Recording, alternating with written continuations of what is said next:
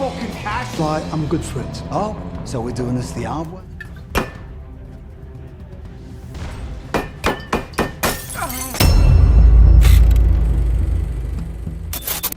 You lost. In control. I always knew it would end like this. Halo guys, selamat datang kembali di Hits Movie. Pada kesempatan kali ini kita akan membawakan sebuah film action terbaru yang mengisahkan tentang penyamaran yang sama sekali tidak masuk akal logika kita. Kenapa begitu?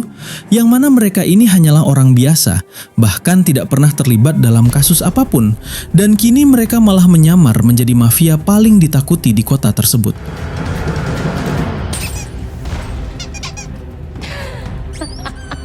Okay, run. Namun bagaimana kisahnya? Tanpa basa-basi lagi, siapkan kopi kalian, langsung saja kita simak alur ceritanya.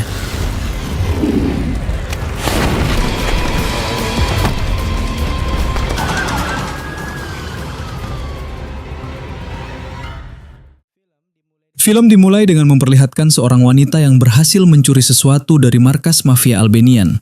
Namun saat akan kabur, aksinya terbongkar dan musuh tak berhenti melepaskan tembakan. Uniknya, di luar gedung tersebut kebetulan sekali terdapat dua orang polisi yang sedang memata-matai markas mafia. Makanya ketika terjadi konflik, mereka langsung ikut melakukan pengejaran.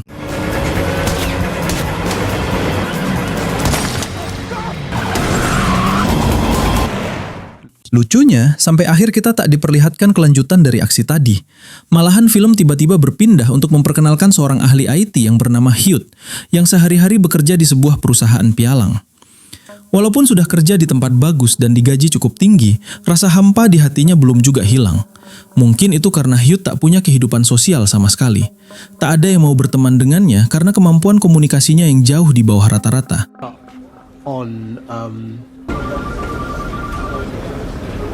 Stay on top of the Wi-Fi and stop trying to be part of the team. Film kembali berpindah untuk memperkenalkan seorang aktor gagal bernama Marlon yang sudah 10 tahun lebih menekuni bidangnya. Namun pencapaian tertingginya hanya jadi figuran di sebuah iklan pizza. Itu semua karena setiap audisi Marlon terlalu suka berimprovisasi. Impossible, Jennifer. Impossible. On script. Ternyata agar bisa jago basa-basi sama orang, sore itu Hugh mampir ke sebuah kelas komedi. Niatnya sih cuma pengen lihat-lihat, tapi siapa yang menyangka di sana ia menemukan orang-orang yang ternyata punya masalah yang sama dengannya. Rasa semangat belajar pun semakin menggebu-gebu ketika sang instruktur bernama Kat memintanya untuk praktek langsung. Dan inilah momen di mana Hugh berkenalan dengan sosok Marlon yang ternyata juga mengikuti kelas tersebut. Signed up to the rest of the class. Relax. Oh my Christ. Seiring berjalannya film, kita akhirnya sadar kalau sang instruktur kelas komedi, yaitu Kat, ternyata punya masalah karir yang sama seperti Marlon. Walaupun berbakat di bidang komedi, tapi nasibnya kurang beruntung. Lucunya lagi, anak-anak didiknya malah sering dapat tawaran untuk masuk TV, sedangkan dia ya gitu-gitu aja. Di umurnya yang sudah menginjak 39 tahun, Kat semakin tertekan karena teman-teman sebaknya sudah menikah dan punya karir yang bagus. So someone said that you're teaching? You're a teacher. I'm fine. I'm going to be rewriting my solo show. Empty glasses. Keesokan harinya, ketiga tokoh utama dari film ini semakin bernasib sial. Hugh dikucilkan di kantor, Marlon dipecat oleh agennya sendiri karena dianggap tak berbakat. Sedangkan Kat hanya bisa pasrah ketika kembali dapat kabar kalau anak didiknya ditawari main dalam sebuah serial komedi. Lalu di suatu malam, selepas mengajar, tiba-tiba seorang polisi menghampirinya dan menawarkan Kat sebuah pekerjaan. Producer. The program the Met had been running for the last year. Pada intinya, polisi membutuhkan orang-orang yang punya bakat berimprovisasi seperti Kat untuk menyamar. Selama ini polisi kesulitan ketika ingin bertransaksi dengan para kriminal karena gerak-gerik mereka terlalu mudah untuk dikenali. Sekali menyamar, Kat akan dibayar 200 pound sterling atau sekitar 4,3 juta rupiah. Namun agar misi ini bisa berjalan, dia harus mencari dua anggota lagi. Each. Operatives work in threes. Karena bingung harus najak siapa, akhirnya Kat menawarkan pekerjaan tersebut ke Marlon dan Hugh. Kebetulan sekali hanya mereka yang tersisa di bar malam itu. Nah, sejak awal Marlon memang butuh duit, makanya langsung setuju. Sedangkan Hugh akhirnya mau bergabung karena Cat bilang penyamaran ini suatu saat bisa ia ceritakan ke teman-temannya di kantor. Dan mulai saat itu, ketiganya pun sepakat untuk bekerja sama. Too much? Fine, I can take notes. Sebagai permulaan, ketiganya disuruh mampir ke toko seberang untuk membeli satu slop rokok palsu. Penyamaran mereka ini memang difokuskan untuk membongkar berbagai pemalsuan, termasuk rokok. Namun sebelum masuk ke sana, Detektif Bill selalu mengingatkan agar Cat nelponnya dulu ponsel khusus, supaya percakapan mereka bisa didengarkan oleh sang detektif. Point, wing, nest. Go on, fuck off. Misi ini sebenarnya simpel banget, tapi jadi rumit karena seperti biasa, Marlon terlalu mendalami karakternya. Sedangkan Hugh yang kikoe tak bisa bersikap normal akibat terlalu gugup. Tapi mau bagaimana lagi? Sebagai permulaan, Marlon dan Hugh masuk duluan untuk melihat kondisi sekitar. Dan tak lama kemudian, Cat menyusul mereka. Freezing outside. What can I get you? Sejauh ini semua berjalan normal. Tapi saat akan membeli barang yang dimaksud, si penjual mulai curiga kalau mereka bertiga saling kenal satu sama lain. Karena penyamarnya terbongkar, mereka pun terpaksa berimprovisasi. What's going on, eh? You guys all together? Affordable. Rokok palsu sudah di depan mata. Tapi sekali lagi, Hugh dan Marlon malah mengacaukan semuanya.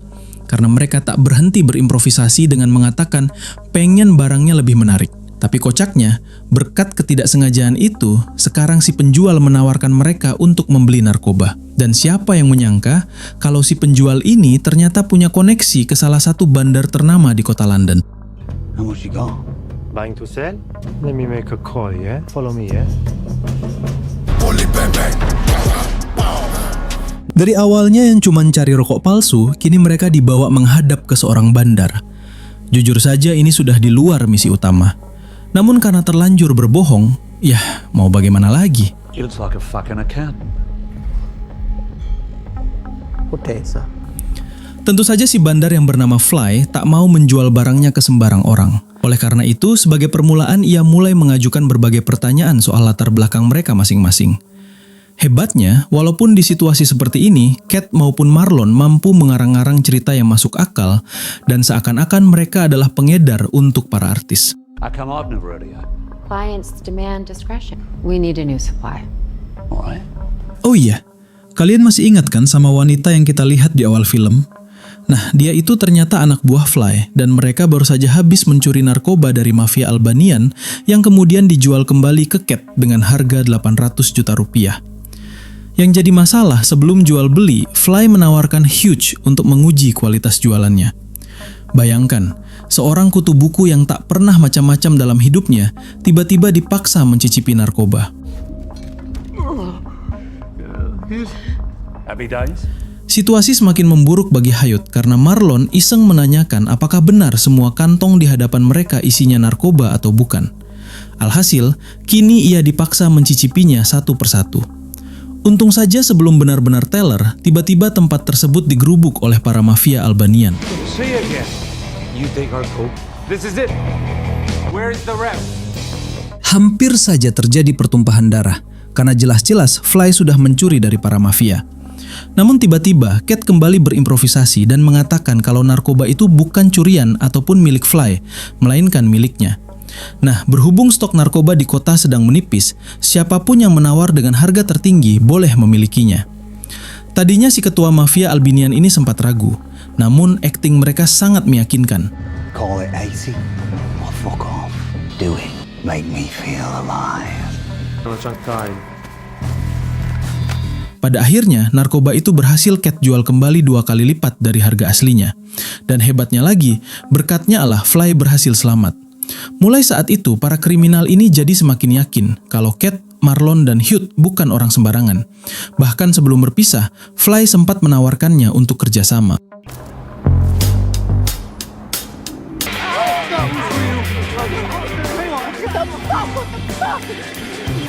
Saat kembali ke markas, awalnya sang detektif terlihat kesal karena mereka bertiga sudah menyimpang dari misi utama. Tapi setelah dipikir-pikir, apa yang barusan mereka lakukan ini benar-benar sebuah pencapaian besar. Bahkan sudah 2 tahun polisi mencoba menyamar jadi anak buah Fly, namun selalu gagal. sedangkan mereka cukup beberapa jam saja. Walaupun sangat berisiko, Detektif Bill pun meminta agar mereka melanjutkan penyamarannya. Awalnya Cat ingin menolak, tapi sang detektif bilang seandainya sindikat perdagangan narkoba ini berhasil dibongkar, maka nama mereka bertiga akan langsung dikenal oleh seluruh media. This could be huge for you. You'd be heroes.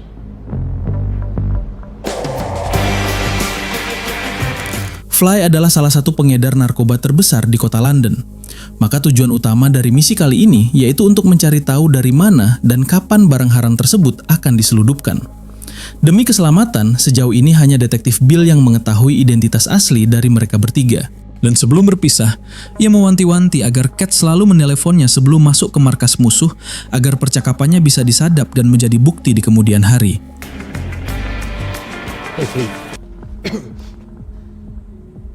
Saat kembali ke markas, musuh bukannya dapat kabar soal kapan transaksi berikutnya, Fly malah memerintahkan mereka untuk pergi menagih hutang. Lucunya lagi, ketika Cat dan Marlon sedang asik berbincang dengan sang bandar narkoba, secara tidak sengaja Hugh malah PDKT sama tangan kanan Fly yang bernama Ross. Walaupun wanita, jangan memandangnya sebelah mata karena kemampuannya setara dengan hitman. Strange too. Lalu pada saat disuruh nagih hutang, mereka bertiga terlihat kebingungan karena sejatinya bukan tukang pukul.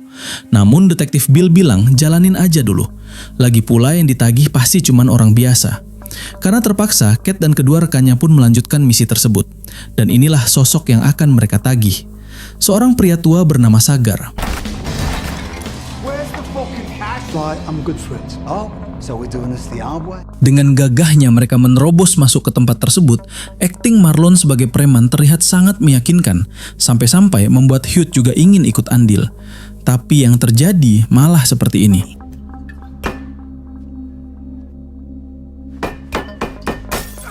Intimidasi berlanjut dan kali ini Marlon mengancam akan menyetrika titik Sagar jika hutangnya tak segera dibayarkan. Namun bukannya bersikap kooperatif, Sagar malah berencana mengambil senjata dari dalam tasnya. Untung saja Marlon berhasil menemukan pisau itu lebih dulu. Dan ketika sudah terdesak, Sagar pun berencana melarikan diri. Tapi yang terjadi malah...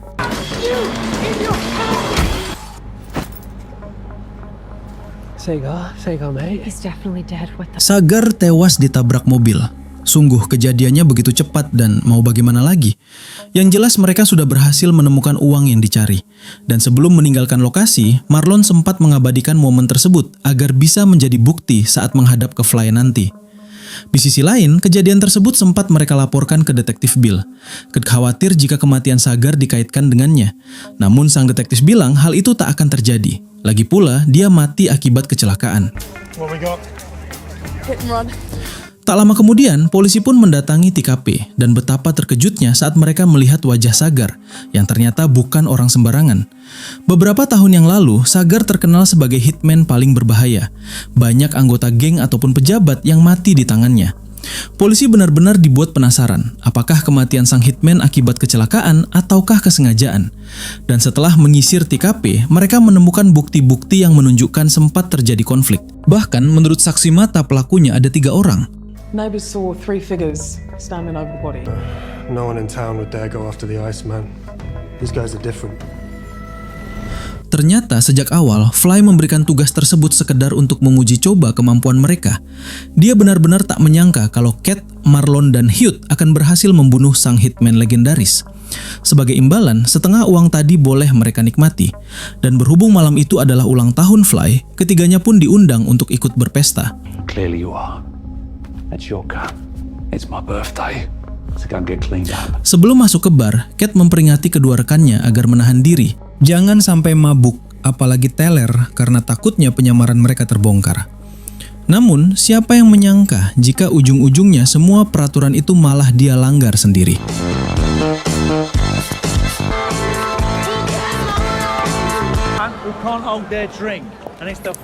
Di tengah jalan pulang, sialnya Cat berpapasan dengan teman-temannya. Dan hebatnya, walaupun situasi sudah di ujung tanduk, ia kembali berhasil mengarang-ngarang cerita sehingga Fly percaya kalau mereka semua adalah langganan lamanya. Lagi pula, sejak awal, Cat sudah bilang kalau kliennya rata-rata orang kaya. Cocok sekali dengan penampilan mereka saat itu. Don't turn to drugs just because life hasn't turned out how you hoped. Doing something incredible. Killing fiends. Malam itu, Fly semakin penasaran dengan mereka bertiga. Bagaimana bisa orang yang terlihat biasa-biasa saja berhasil mengedarkan narkoba ke kalangan atas? Nah, karena takut salah ngomong, Cat cuman bilang dia pernah membunuh 15 orang dan memilih untuk merahasiakan masa lalunya. Sebaliknya, Marlon malah kembali over improvisasi. Kalian tahu kan, sejak awal dia suka banget ngarang-ngarang.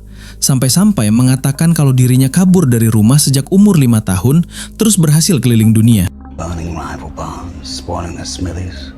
If I didn't know you were the real deal, I think you were full of shit. Dalam waktu singkat, mereka semua jadi sangat akrab. Bahkan Fly tak ragu untuk mengungkapkan kalau dia punya putri yang saat ini sedang bersembunyi di negara Portugal. Di tengah asyiknya perbincangan, tiba-tiba mereka diminta menghadap ke sang bos besar. Dan siapa yang menyangka kalau selama ini Fly hanyalah anak buah dari seorang kriminal bernama Metcalf. Karena penasaran dengan sosoknya, Cat pun diam-diam menanyakan hal tersebut ke detektif Bill. Dan berdasarkan data kepolisian, Metcalf ternyata adalah salah satu kriminal paling ditakuti di Inggris. Sering menyelidupkan narkoba, senjata, sampai dengan perdagangan manusia. You don't even look at him, right? Kabar mengenai Fly yang mencuri narkoba Albanian ternyata sudah sampai ke telinga bosnya. Bahkan dia juga sudah tahu kalau narkoba itu berhasil mereka jual kembali berkat bantuan Cat dan rekan-rekannya. Sayangnya tipu daya mereka berakhir petaka, karena ternyata para mafia Albanian sudah sadar kalau narkoba yang mereka beli kemarin adalah hasil curian. I used to be. You'll find me a new supply. Look, I fucked up. Di sisi lain, Metcalf mewanti-wanti agar Fly tetap bersikap waspada, terutama ke orang-orang baru. Sekalipun Cat dan rekan-rekannya berhasil menghabisi Sagar, bukan berarti mereka bisa dipercaya. Oh, you never seen a rat before? Setelah melihat jasad tadi, Cat dan rekan-rekannya jadi ketakutan. Seandainya penyamaran mereka terbongkar, maka dapat dipastikan nasibnya akan berakhir demikian. Namun sekali lagi, detektif Bill memaksa mereka untuk tetap melanjutkan misinya. Di saat yang sama, detektif yang menangani kasus kematian Sagar berhasil mendapatkan beberapa foto yang menunjukkan kalau para mafia Albanian sempat memasuki markas Fly. Hal ini dirasa janggal karena harusnya kedua kelompok tersebut tak pernah akur.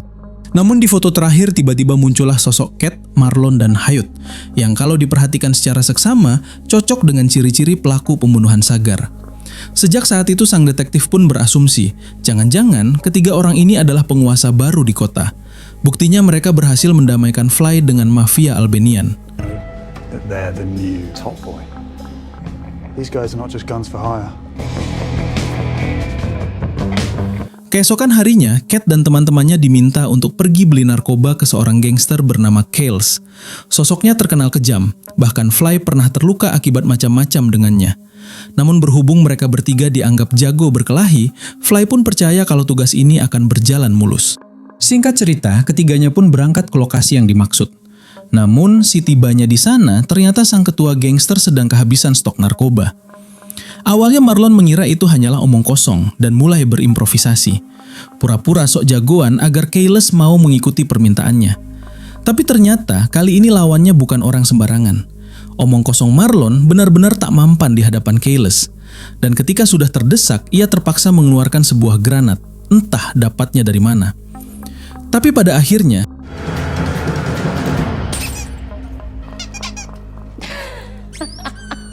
Okay, run. kali ini mereka benar-benar sial. Tak ada yang bisa dilakukan kecuali melarikan diri. Namun berhubung tempat itu memiliki banyak pintu, bukannya berhasil keluar gedung, mereka malah berulang kali tersesat dan ujung-ujungnya kembali ke tempat semula. You lost. In control. I always knew it would end like this. We're done, yeah. Syukur saja detektif Bill datang di saat yang tepat. Berkatnya, semua anggota gangster tadi lari ketakutan. Tapi kebahagiaan itu tak berlangsung lama setelah sang detektif menyadari kalau tak ada narkoba di TKP. Bahkan uang transaksi pembelian yang Fly titipkan dianggap kurang banyak. Cat pun mulai merasa ada yang janggal, karena bagaimana bisa sang detektif muncul tanpa mereka kabari. Lucunya lagi, dia datang cuman sendirian. Disinilah kebenaran mulai terungkap. Ternyata detektif Bill adalah seorang polisi korup. Sejak awal, Cat, Marlon, dan Hugh hanya diperalat olehnya. Parahnya lagi, sang detektif mengancam akan mengaitkan kematian Sagar jika mereka bertiga tak mau bekerja untuknya. Jujur saja mendengar hal itu, Kat benar-benar merasa putus asa. Namun karma datang di saat yang tepat. How? Fucking cops. Let's get them out of here. Jasad detektif Bill kemudian dibawa ke markas dan Ross melaporkan kalau sejak awal dia sudah curiga polisi memata-matai mereka. Yang menjadi pertanyaan, siapakah orang yang membocorkan transaksi tadi ke polisi? Dan situasi semakin memanas karena tiba-tiba di kantong detektif Bill ditemukan sebuah ponsel yang biasa dia gunakan untuk menelpon informannya. Phone's out.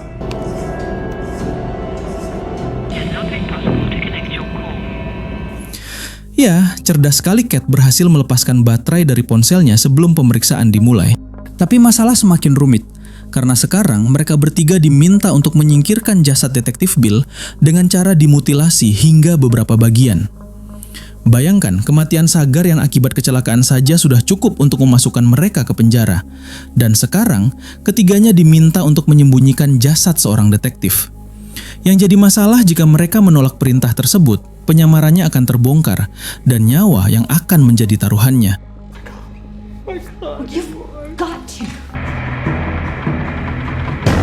Demi bertahan hidup, Marlon memberanikan diri untuk menyelesaikan tugas tersebut. Perlahan tapi pasti, jasad detektif Bill mereka masukkan ke beberapa kantong. Di sisi lain, sejak awal Ross sudah menunggu mereka di suatu tempat. Rencananya jasad tersebut akan dikuburkan di sana. Namun berhubung mereka tak punya kendaraan sama sekali, Hugh pun menyarankan, bagaimana kalau kita sewa sepeda aja? Sayangnya baru juga mau berangkat, tiba-tiba mereka dihadang oleh polisi.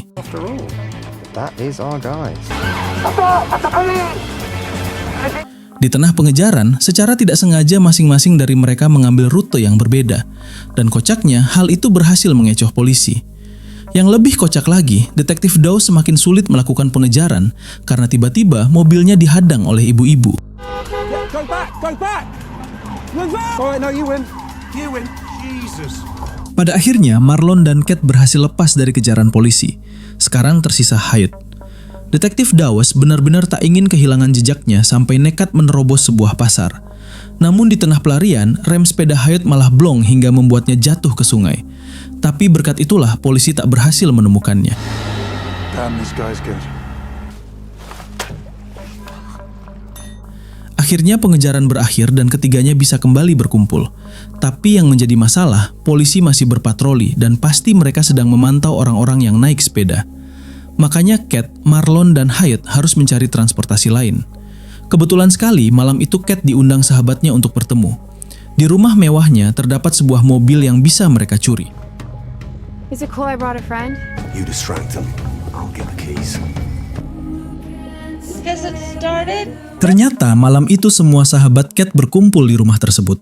Bahkan mereka sampai menyewa seorang psikiater, karena sejauh ini mereka mengira Kat mengalami depresi hingga bergaul dengan pecandu narkoba. Sebenarnya ini cukup memalukan, tapi tak ada waktu untuk membela diri. Bahkan momen tersebut ia manfaatkan sebagai pengalih perhatian agar Marlon bisa mencuri kunci mobil sahabatnya. I know you're trying to give me the keys to my freedom. Thank you. Di saat yang sama, sejak tadi Hugh bertugas untuk mengamankan kantong jasad tersebut. Namun ada saja tantangannya. Kali ini seekor anjing tetangga tiba-tiba lewat dan tak berhenti mengendusnya. Seandainya kantongnya robek sedikit saja, maka semua kejahatan mereka akan terbongkar. Untung saja Marlon dan Kat keluar di waktu yang tepat. Oh, it's my Uber. Oh.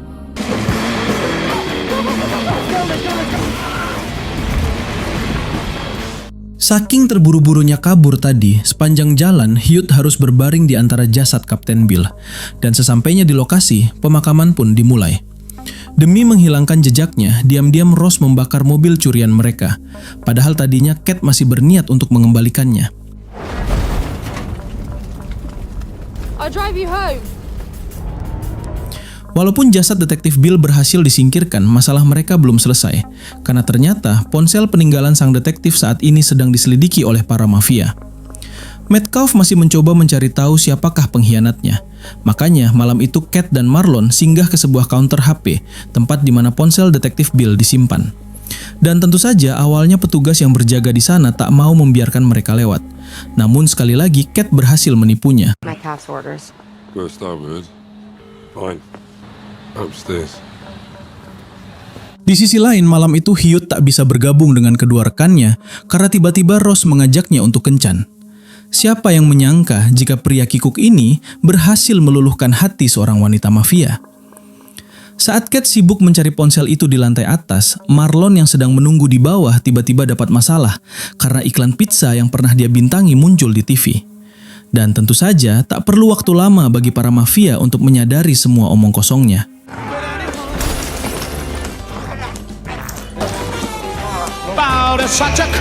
Di saat Cat akan mengambil ponsel peninggalan sang detektif, anak buah Metcalf muncul dari balik kegelapan.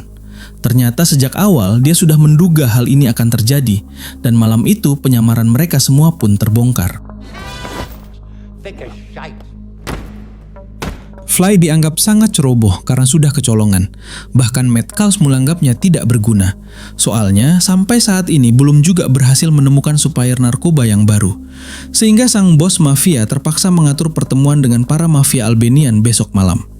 Di sisi lain, tanpa basa-basi, Cap, Marlon, dan Hugh harus dihukum mati.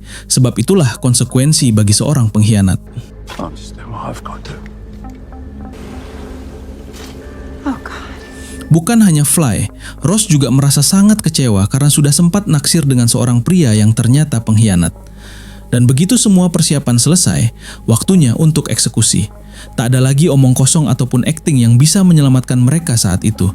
Makanya Cat hanya bisa pasrah akan takdirnya.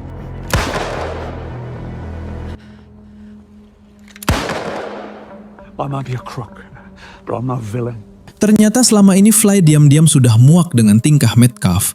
Dia merasa dimanfaatkan dan sudah terlalu banyak nyawa yang melayang tanpa alasan yang jelas. Makanya ia memutuskan untuk membebaskan mereka bertiga. Tapi demi kemaslahatan mereka semua, Cat, Marlon, dan Hugh harus merahasiakan ini dengan cara kabur ke luar negeri. Now you get gone. No, I'm gone. Now! Singkat cerita, ketiganya pun sampai di stasiun kereta. Dan tadinya sedang memilah-milah negara mana yang cocok untuk dijadikan sebagai tempat bersembunyi, namun belum juga sempat bernafas, tiba-tiba mereka dikepung oleh polisi.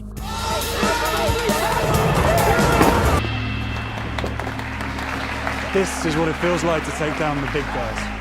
Tadinya detektif Dawes sudah sangat bangga karena mengira berhasil menangkap penjahat kelas kakap. Namun setelah diinterogasi panjang lebar, barulah ia menyadari kalau semua ini hanyalah kesalahpahaman. Memang Cat, Marlon, dan Hugh sudah melakukan kejahatan seperti mencuri mobil dan sebagainya. Tapi hal itu dianggap tak seberapa. Apalagi sang detektif sudah terlanjur melaporkan pencapaiannya ke Kapolda. Makanya, dibanding memenjarakan mereka, ia menawarkan agar ketiganya kembali menyamar demi menangkap sang bos mafia. Yang menjadi pertanyaan, bagaimana caranya? Apalagi penyamarannya sudah terbongkar. Blend back in with Fly's crew and go to the exchange tonight, confirming his deal with the Albanians and maybe... We can still get the deal on tape. Jadi gini guys, sejak awal Fly mengira Cat, Marlon, dan Hugh adalah seorang polisi yang sedang menyamar. Dan kesalahpahaman itulah yang mereka ingin manfaatkan agar dia mau mengkhianati bosnya. Kebetulan sekali nanti malam akan ada transaksi besar-besaran. Jika memang Fly ingin namanya dibersihkan dari daftar hitam, maka ia harus mau bekerja sama dengan mereka. Lord Metcalf confirming the terms and we'll take him down, make it happen and we let you disappear. Sebelum transaksi dimulai, polisi sudah berhasil memasang beberapa kamera pemantau di tempat tersebut. Sekarang, tugas Fly untuk memancing bosnya agar mengatakan dengan jelas berapa nilai transaksi mereka malam itu. Sayangnya, di tengah tawar-menawar, Fly malah dikhianati oleh bosnya sendiri. Sejak awal, para mafia Albanian menginginkan nyawanya sebagai bayaran atas pengkhianatan kemarin. Nah, masalahnya polisi tak mau ikut campur karena mereka ingin merekam pembunuhan Fly agar bisa dijadikan barang bukti. Namun sebelum itu terjadi, Cat dan rekan-rekannya kembali muncul.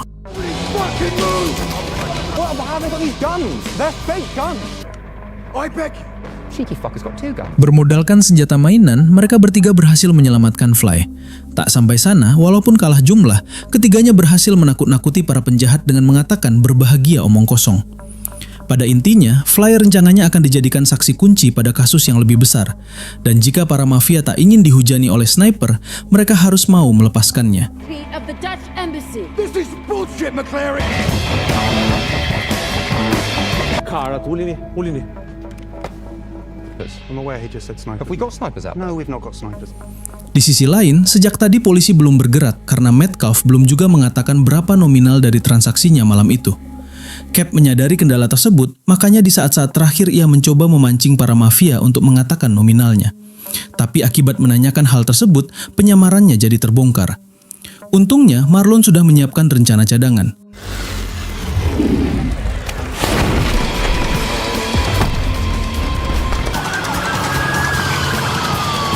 Karena Metcalf sudah menyebutkan nominal transaksinya tadi, polisi pun tak lagi menahan diri dan langsung mengepung tempat tersebut.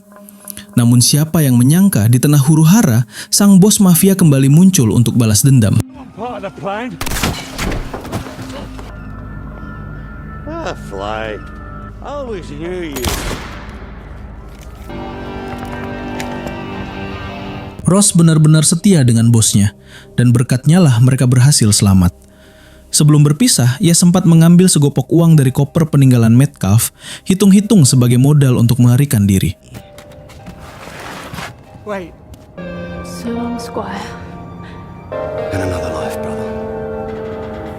Sejauh ini Fly masih mengira Cat adalah seorang polisi, namun akhirnya sadar setelah mendengar suara dari pistol mainan milik Marlon. Jujur saja dia tak menyangka seorang komedian, aktor, dan ahli IT berhasil menyelamatkan nyawanya. Oleh karena itu, sebagai rasa terima kasih, ia pun menghadiahkan mereka beberapa gepok uang. Singkat cerita, demi keselamatan, Fly langsung diterbangkan ke Portugal untuk bertemu putrinya. Sedangkan detektif Dewes tak berhenti berterima kasih karena berkat mereka bertiga. Kini, dia dan rekannya berhasil dapat promosi. And the detective inspector. Yeah, go back to what you were doing before. Insiden kemarin benar-benar mengubah hidup mereka. Kemampuan akting Marlon semakin meningkat hingga akhirnya berhasil dapat peran yang dia inginkan. Sedangkan Hugh tak lagi canggung untuk berinteraksi dengan orang-orang. Bahkan kini ia sudah punya toko wine sendiri. Dan yang terakhir ada sosok Cat masih mengajar komedi. Tapi berkat jasanya kemarin, kini kelasnya dibanjiri murid baru. Dan dengan begitu, film pun tamat. Dari film ini kita belajar. Terkadang, saat kita berpura-pura menjadi orang lain, justru disitulah kita menemukan versi terbaik dari diri kita sendiri. Itu saja ya guys.